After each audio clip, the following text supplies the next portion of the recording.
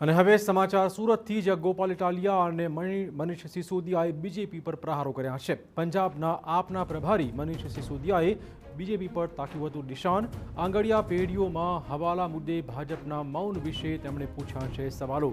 આપના નેતા ધંધાર્થે પૈસા લાવ્યા હોઈ શકે, કહેવું છે મનીષ સિસોદિયાનું.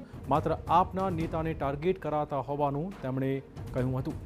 પોલીસ આંગડિયા પેઢીના આખા દિવસના સીસીટીવી જાહેર કરે તેવી પણ તેમણે માંગણી કરી છે. બીજેપીના નેતાઓ અને દીકરાઓ આંગડિયા પેઢીમાં જાય છે, આ પ્રકારનો દાવો મનીષ સિસોદિયાએ કર્યો હતો. ભાજપના નેતાઓ પેઢીમાં જતા હોય તેના સીસીટીવી જાહેર કરવાની પણ તેમણે માંગણી કરી છે. ઇટાલિયાએ બીજેપી પર 50 કરોડના હવાલા કૌભાંડનો આરોપ મૂક્યો છે.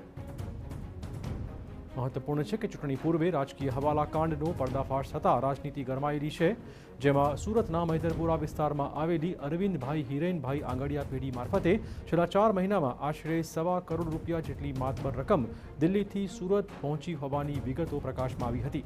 જેમાં આપના નેતા હિમાંશુ પોતાની ઓળખ પનીરના વેપારી તરીકે આપતો હતો.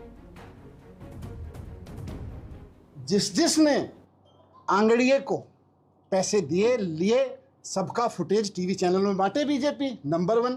नंबर 2, जिस एरिया में है उस एरिया के नेताओं से, उस एरिया के मिनिस्टर से, उस एरिया के एमएलए से, उस एरिया के और जो लीडर्स हैं भारतीय जनता पार्टी के, वो आंगड़िए का कारोबार चला रहे हैं या सरकार चला रही है, इस बात को खुलासा करे बीजेपी. અને આ પહેલી વાર જાહેરમાં નથી બોલ્યો, અનેક વાર અગાઉ બોલ્યો છે. વોર્ડ લેવલના, તાલુકા પ્રમુખ લેવલના લોકો 50 કરોડનું પબ્લિકનું કરી નાખે છે અને એવી ભાજપ પાર્ટી અમારી આખી પાર્ટી ઉપર 1 કરોડનો આરોપ લગાવે છે. શરમ આવી જોઈએ આવા વાહિયાત આરોપો મૂકતા. હાસ્યાસ્પદ આરોપ છે. પહેલા આરોપ મૂકો તો કંઈક એવો મૂકો કે અમારી ઇજ્જત આબરૂ રહે. અમારી અવડી મોટી પાર્ટીના આરોપ મામૂલી મૂક્યામાં અમારે શું જવાબ દેવો?